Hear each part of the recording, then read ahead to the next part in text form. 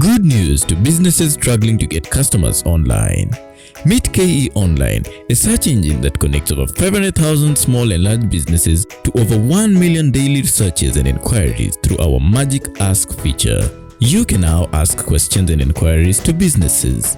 Every business has a CRM, a leads collector, a built-in wallet, a functional mini website, and over 50 test audit questions to make businesses rank high and get recognized top digitally fit business during our annual awards.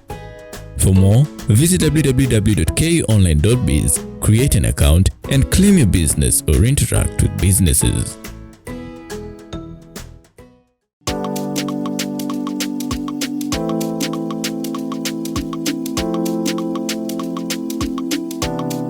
I was reading a blog on your website. It says the truth is more complex. I do want to know my audience, but most corporate introductions do nothing but create a shuffling sense of anxiety and inadequacy in the room. Let's talk about adult security. Are we talking about adult insecurity? Psychological insecurity. Yeah, I vaguely remember that blog. I must have written it some time ago. I think most organizations are not built to get the best out of people. Okay. And I think then you don't stand a chance, right? So you're competing against highly motivated organizations that give people a sense of physical, financial, and emotional security. And those guys will outperform, right? So if you're not able to build a team that feels secure in every sense, that doesn't feel like winners, like sharks in the water on their hunt, you're going to lose against those who do. And so I think for way too long, big companies especially, but some small companies as well, have put this off as something fluffy, as something human resourcey, as something that doesn't matter that much. Okay. But it matters the most, right? It matters the most. The most powerful teams that I've built have all been built on motivation and confidence. Mm-hmm. Yeah. So when you say the truth is more complex, I want you to explain on this truth that you said is complex. How is it complex? Exactly remember what exactly I wrote in that moment, but the truth is quite complex in the sense that we see a lot of articles that say corporates like this, corporates bad, small companies are good, NGOs are good, whatnot. And it really has nothing to do in that sense with the size of an organization or whatnot. It has to do with how the culture is managed and led. That starts at the top, of course. And it's harder to do with a bigger organization, of course, because you have more touch points, you have more people, you have more different cultures. So it is a complex topic. It's also a never-ending topic. So you can't just say, well, here's a good template. This is how we foster inclusion and confidence in people, and everything will be hunky-dory and we can all go home and it'll run itself. So it is it's the most complex topic. And that's always true when you're trying to get a large number of people to be both happy and motivated and marching in the same direction. Okay. Hello viewers, I'd love to welcome you to another session of Just a Podcast. As usual, I'm your host with the most, they call me Timothy. And today I have a guest on set, and I'd let him introduce himself. Welcome. Hi, my name's Hery. Yes, that's my real name. I am originally from Madagascar. I grew up in Germany and Finland, and I'm a serial entrepreneur. I currently own or co-own 8 companies, and I'm invested in 28. And when I talk to audiences like you guys, I talk about my journey, the mistakes that I've made, and hopefully some of the things that I've learned along the way. And if we're all lucky, then hopefully you can learn from my mistakes so you don't have to repeat them. Yeah. So mostly today, I just wanted us to talk about your journey, because I've seen you are a corporate leader, and I don't want to let too much of that into this. So why did you choose corporate leadership? So I've really done a fair bit of both, right? So I've worked in giant organizations. I've worked for Deloitte Consulting for many years, which has 300,000 employees, must be more now. I've also been an entrepreneur all my life, right? So I sold arts and crafts door to door as a 5-year-old. I was an entrepreneur, then I went into big corporate, then I was an entrepreneur, then I went into big corporate. Now I'm a full-time entrepreneur again. So I don't see these necessarily as clashing. So people always paint this as a black and white picture. You're an entrepreneur or you're in corporate. I think they interact really well. I've even been in corporate while I've been an entrepreneur, with the full understanding of my employer that I will do meaningful other work on the side. And it's made me a better leader in corporate because I've been able to move quickly. I've been able to question processes that were too rigid, perhaps in some ways. So I think it's all about the content of your work experience and what you make of it. So. If you were to describe your journey, your experience in one word. In the middle of it would be three. So my journey in one word is has it been bumpy? Oh hell yeah. Oh, you're moving from a normal entrepreneur to the corporate world. Has it been bumpy? So I'm an entrepreneur now, and every time when I moved from entrepreneurship to corporate, that was not bumpy. The move was never bumpy, right? Yeah. But I think we need to understand, and I think this is valuable to anyone who's now in corporate, who's a young full-time professional. So corporate, in a way, works in cycles. So the first year is really, really essential, because in the first year you make all the connections you need to be successful. And you need to not just be a good talker and listener, but you need to actually execute. And so you need to be the person who does what they say they will. And the more you're that person, the more you will outperform, because you'll quickly come to realize anywhere, 1% of people actually consistently over-deliver on their promises. Most people break some of the promises, are sometimes late, sometimes don't deliver something. So if you're not that person, you're already winning. In the second year, you're now established. So you can put structures in place, right? So you can hire trainees if you're lower down in the pecking order. If you're a manager, you can hire sub-managers and so on. And in the third year, you need to ask yourself, if I don't want to be seen as identifying with this particular level in corporate forever, now I need to find a way to get promoted, either up or in another organization. So in that way, the years are bumpy, yeah. But I think, life is bumpy. Man, like I was beaten by a Boda guy on Sunday. I won the fight. Important. but this was like this. Life is bumpy, and entrepreneurship isn't different. It's a reflection of life, right? So, and so is corporate. By the way, corporate is just lots of people working together.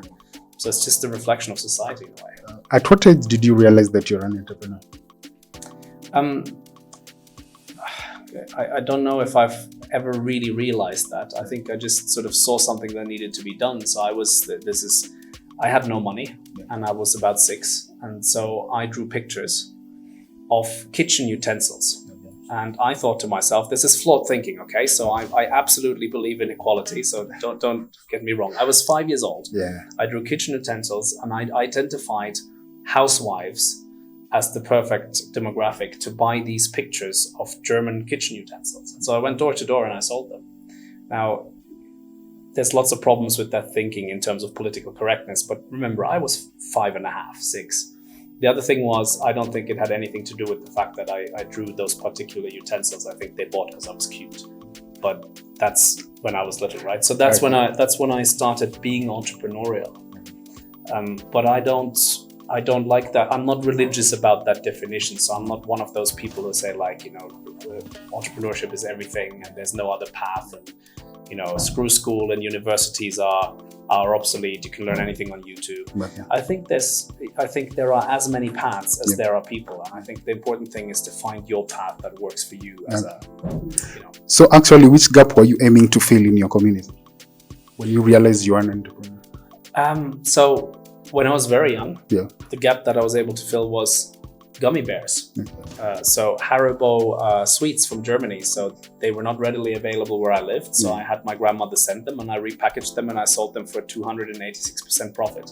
I calculated that as a grown-up. I didn't know that as a child. Right, so that was a real gap in the market. The other kids didn't have access to Haribo sweets. And so by the way, I've brought some to Kenya now because some of my partners here in TV, they really love them and they can't get them either. So later on, my big business was dance. So I realized that dance is not accessible in the Nordics to a lot of people because dance classes were too expensive. The reason for that was that the studio hire for the teachers was so expensive. So I needed to cut the cost of dance classes in half. And the way to do that was to find spaces that were underutilized, mostly in middle and high schools, and to build dance studios inside those schools. And that was the need that I fulfilled now. And now what we're doing at the moment is we're doing a private equity roll-up of software companies. We're buying software companies. And again, the gap in the market. So I think this is you're making me reflect. Thank you for asking excellent questions. So I'm now reflecting how I recognize that I'm an entrepreneur. So actually, I see problems and I try to fix them. And my toolkit is from corporate and from entrepreneurship. And so that's what I use. And so what we're now doing is there's a large number of people in what the Americans call the baby boomer generation. So they're in their, I don't know what the official definition is, but in their late 50s, 60s, and 70s, they've had businesses, small to medium-sized businesses, and they don't have anyone to give that business to, right? And they're looking to sell, they're looking to make a little bit of profit, but they don't just care about the profit, they care about that the people who work in the business, could be the nephew, could be the wife's sister, right? Could be people that they've just grown to respect over a long journey. They want them to be cared for. So they want something else. They don't want the maximum money necessarily. What they want is guarantees that we're not going to cannibalize the brand, or that we're going to fire everyone immediately to save cost. And so that's what we've done. We've basically built we're called Stronger Business Partners, and Stronger is all about private equity with a heart. Yeah, top professionals in their field. My two business partners, one is an entrepreneur, been all his life, inherited a family company, built it up to over $50 million US dollars in revenue per year. And that's just one of his companies. Another guy who's built and sold companies, highly proficient, but we all agree on that the values are wrong in the private equity sector. It's not value aligned. It destroys value and it steps on values of people. And so we've decided we're going to do something better. And so far it's working. People love working with us once we buy their company. Everyone who's sold their company to us is still working with us and enjoys that. And I think that's sort of the powerful message now to the rest of the market. Guys, you're getting this wrong. You're ruining lives, you're ruining people's brands, and you're stepping on values. So do a better job. And quite frankly, the dance problem and the Haribo problem was a quick one to solve. This one, I think, will keep me busy for the next 20 years. Do you still connect with your community?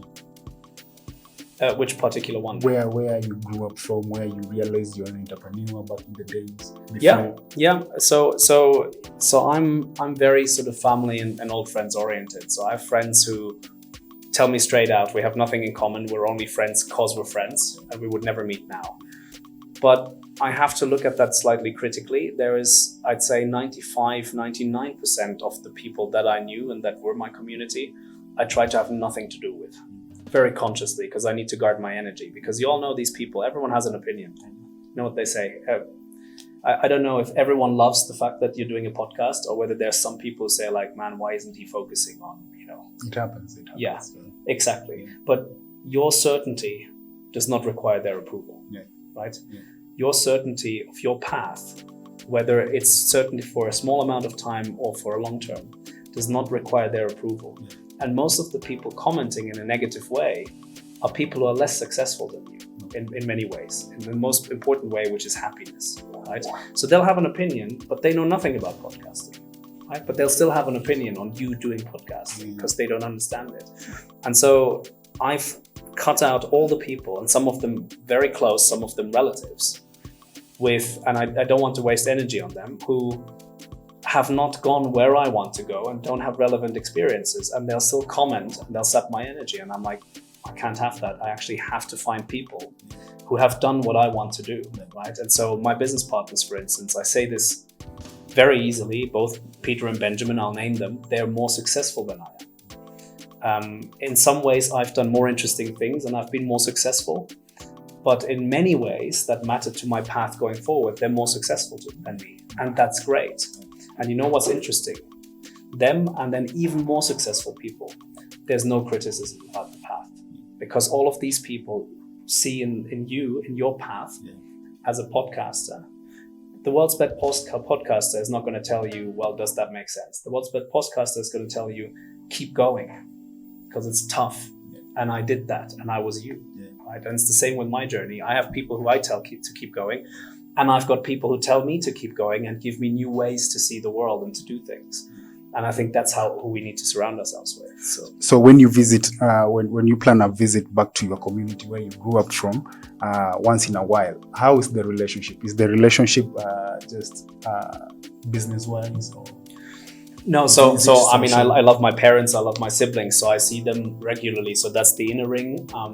I had a really fantastic high school community, so we're still in touch 25 years later. We actually high school reunions and things like 25. It's not quite 25, but anyway, long.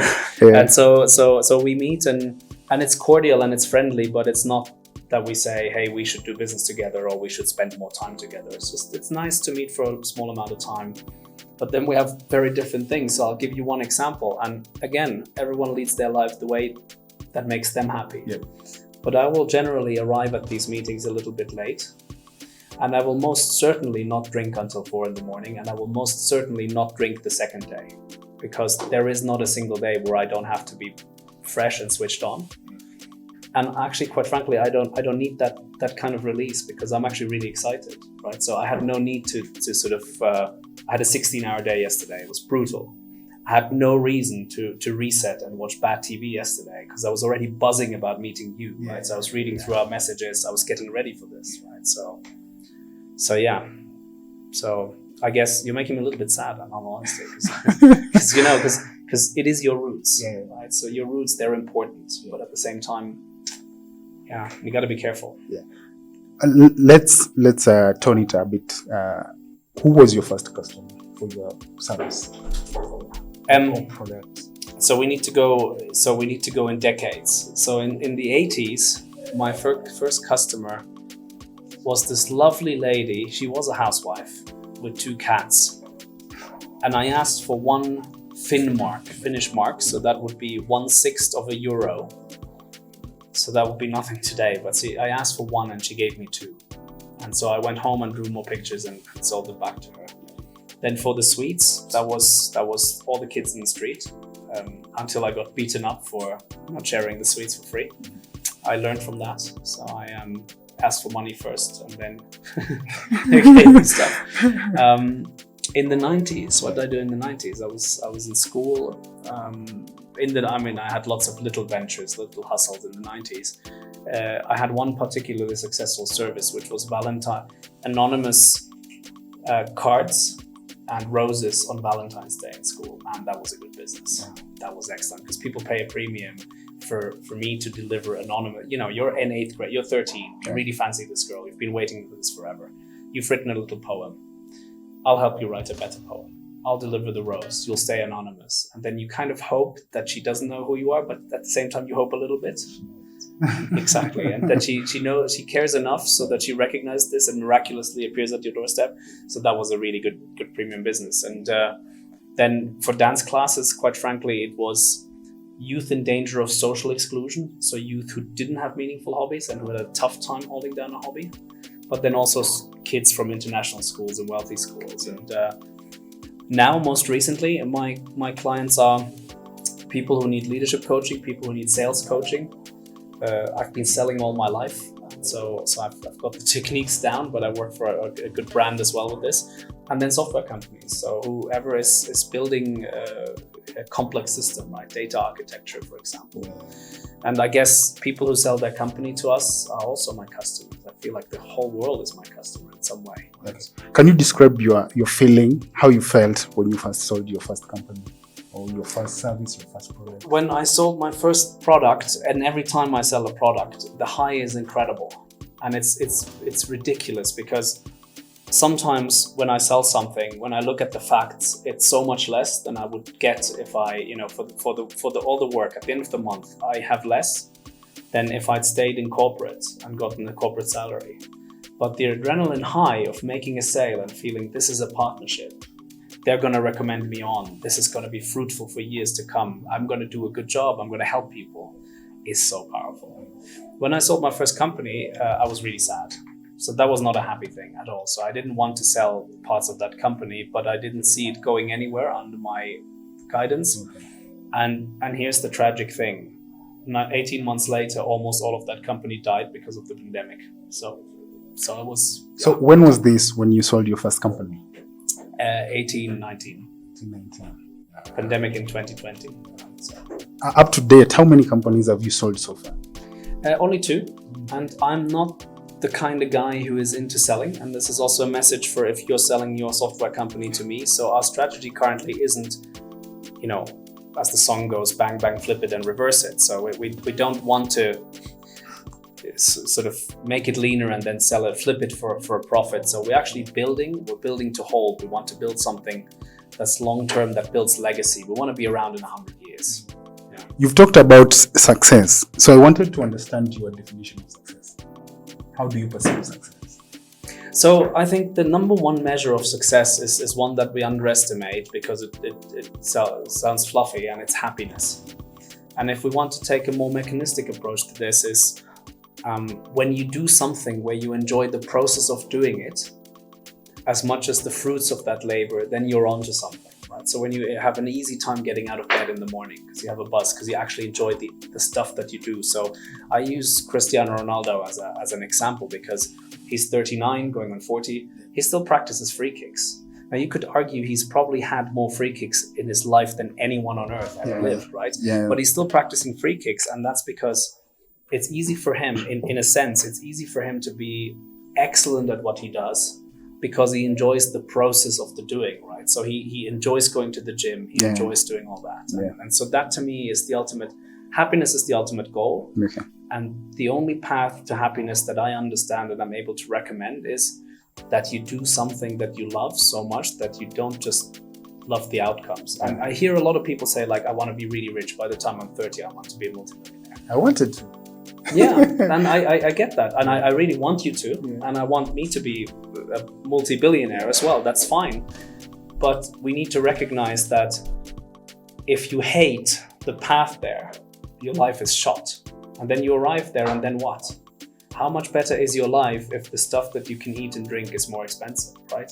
You need purpose. You need to enjoy the path, right? So the happiest, I know millionaires who are really screwed up. They're really unhappy. If they're on their fourth marriage, it's still not working.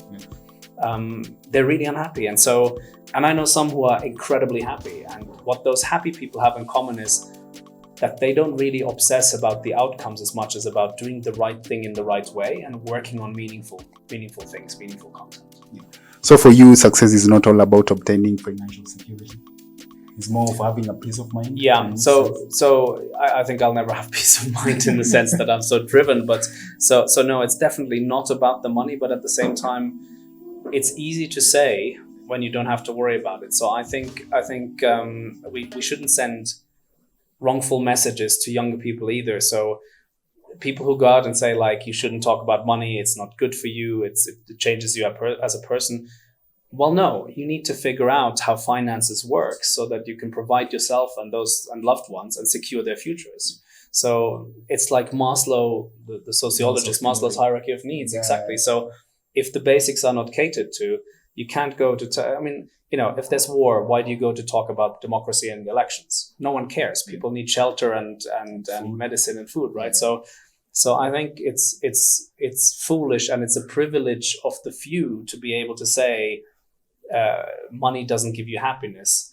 Happiness is a function of a number of things. One of them is security, and security does make you more happy, and some of that is financial security. So let's be clear about that. But at the end of the day, if you fix those basics around you, I think you need to enjoy what you're doing. Yeah.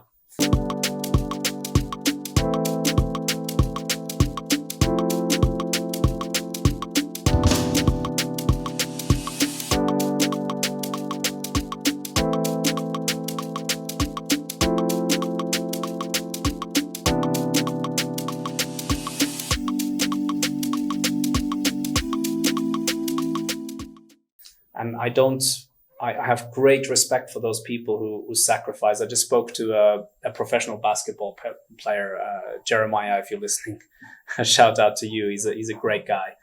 And he was raised by a single mother, and basically she sacrificed everything for her kids, right? And I have massive respect for that. And I'm sure she was also fulfilled because she was providing to her offspring. Okay. So let's say it in this way. How can you... So you care more about social responsibility, being social responsible as a corporate. So how can you match the two now that you're on the corporate side, but you still care about your society, your community, where you came from? So it's easier, it's more difficult as an entrepreneur than when I was in corporate. So the big companies that I worked for actually they really cared, and people underestimate this. And the reason why they really cared was because the people in the companies care. Yeah. And so you can only ignore your employees for so long. If the employees are embarrassed about your social record, for example, you're going to be in trouble. So they had really good mechanisms for contributing to society in many different ways, especially in terms of sustainability as well.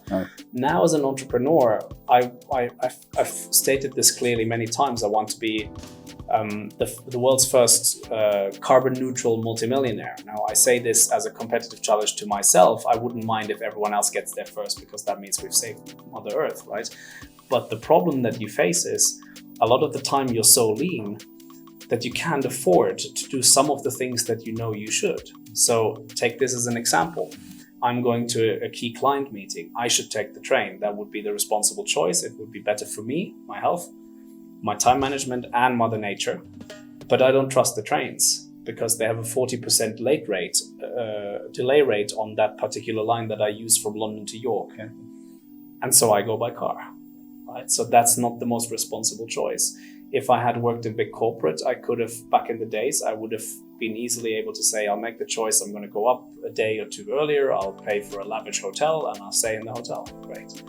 Now I have to be careful. The opportunity cost of that is that maybe someone else doesn't travel, or I'll be a little bit short at the end of the month. Right? So like in the next 5 minutes, can we talk about the carbon neutral thingy? Yeah. So what excites me as a sustainability buff and as a former group head of sustainability is that for years, for decades, we couldn't agree on what we measure. And we should all agree that the carbon footprint isn't the only thing that matters, right? It really isn't. But unless we can agree on something that we talk about, we can't really measure and make progress. And so I was really happy that at COP27, we seem to agree as a world that, what we talk about is the carbon footprint. And one of my strategic missions at my last full-time employment was to figure out and to write a strategy for how to become the world's first carbon neutral, zero carbon footprint plastic packaging company. And that was really exciting because it was really a big problem to solve. And you know what? Intellectually, it only took us 6 months to solve. And then practically in the real world, that company, with all its production sites and everything, within 3.5 years, within just under 3.5 years, became carbon neutral because it was possible to switch to green energy, because it was possible to change the way electricity was used. There was lots and lots of things. So there's so much interesting stuff going on there. And to me, Kenya is one of the most exciting places to be in terms of sustainability. You have so much sustainability UN activity in Kenya. That's not by accident. There's a reason for that. But you have some of the world's most sustainable startups, and some of the startups are going to be world beaters if they get the right attention, right? So Pine Kazi is 2 girls who came up with a way to use pineapple harvesting waste to make clothes, just like using cotton or hemp. And cotton, by the way, is horrible for the environment, absolutely terrible. Pineapple is better, hemp is better. Nicola Energy, hydroponics in Kibera, been a sustainability leader for years already, right? So now we've talked to a guy called Mark Thumi. They make sport jerseys and shirts from recycled plastics, also all locally. The business plan states that once they've got the prototype out, they're going to do all of that locally. And I could give you 10 more, right? And actually, I do have a guy who makes clothes out of the papers that are used for dumping garbage. Yeah, he uses them. He's like a fashion designer. Fantastic. Yeah. So there's loads going on, but also things that have a global reach. So things that, for instance, providing better data for farmers so that they can have better harvests. And there's so much going on in Kenya. I think the biggest risk to Kenyan sustainability startups is that they don't get enough attention. So I was asked some time ago, on KBC, I was asked, does the government support these entrepreneurs enough? And I was a bit touchy about the question. I didn't really understand the question, because entrepreneurs, in my mind, proper entrepreneurs don't ask that question, because these entrepreneurs don't need handouts where they're on their knees and someone else dictates their business model because they're giving them grants. What they need is customers. if you're good, the market wants your product, but in order to get customers, you need attention. And these guys often don't have attention. They don't have access to the attention, right? So I was on TV, so I had attention, right? But the TV channel, especially if it's a government channel, should have a program where these entrepreneurs can come on and say, like, look, this has actually been verified by experts as a world-leading solution, and it's straight from Kenya. Can we talk about it, right? But these guys may struggle for years and years for any attention. Money follows attention. So wherever attention goes, those customers will follow. And the exciting thing is, I bought 2 things yesterday from young aspiring entrepreneurs in Nazarene University. I bought a perfume and I bought a book, right? And before I went there, I didn't know that the products exist. They're fantastic products, but the attention wasn't there, right?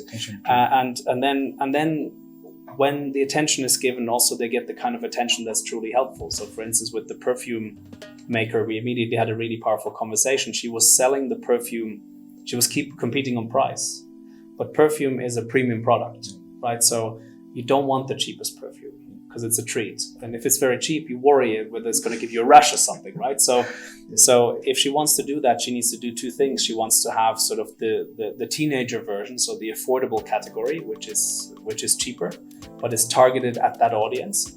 And then she needs to go premium. And she'll sell more going very expensive rather than very cheap. And so these kind of conversations, they're great to have, but for that, first you need attention. And a lot of these startups don't have it, unfortunately. Most of the local startups do not have attention. Okay, so do you listen to podcasts? Yeah. Which is your favorite podcast? So I listen to one that's local here. It's by a guy called Ben Bogo, with whom I'm business partners. I have declared the intention of listening to yours soon. I listen to he's a behavioral scientist from the US, Andy something, he's a professor from Stanford. I listen to the Diaries of a CEO from Stephen Bartlett, Londoner. He's on Dragon's Den. And I listen to Gary Vee. Do you listen to Vusi? Not yet. You don't? I'll take the recommendation. He's an entrepreneur, just like you. He's an entrepreneur. He's from South Africa, actually. Excellent. He's what can I say, just as successful as you.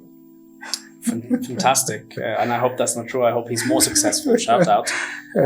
So my problem with podcasts is just that the time that I have to listen to them is when I drive, when I'm not making phone calls, and when I run. And so I have like a list of things that I should listen to that'll probably last me until July 2024. But yeah, I'm always open to new ones. And sometimes you get tired of the same voice, so you want to hear something else as well. And which is your favorite genre of music? That I don't have, so I'll tell you what I like. So I'm a massive fan of East African music. Big shout out. I think once again we need to have more attention on East African music, on Kenyan artists. I'm really worried about Sauti Sol breaking up, because I thought that in the space that they created over the 21 years or so that they were in business, they created space for other artists to follow in their wake. And I'm worried about that vacuum. And I'm a bit worried, quite frankly, and I love West African music, don't get me wrong, but I'm worried that Nigerian music is going to fill the gap that Sauti Sol leaves, and that we are going to lose out in East Africa with the wonderful music that we already have. So East African music is my top genre in Africa. But I feel like Sauti Sol has a group called the Soul Generation that they are mentoring actually.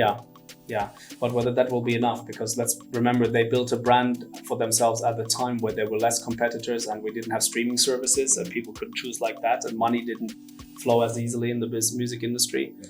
So I think that's a big one. Then Latin music I absolutely love. I love classical. I do a bit of techno and Skrillex. Skrillex is one of my favorite dubstep artists. And then actually I grew up with heavy metal and rock. So very diverse depending on mood. But if it's a Saturday night, then it's going to be a mixture of East African and Latin. Thank you for that. Play KE254.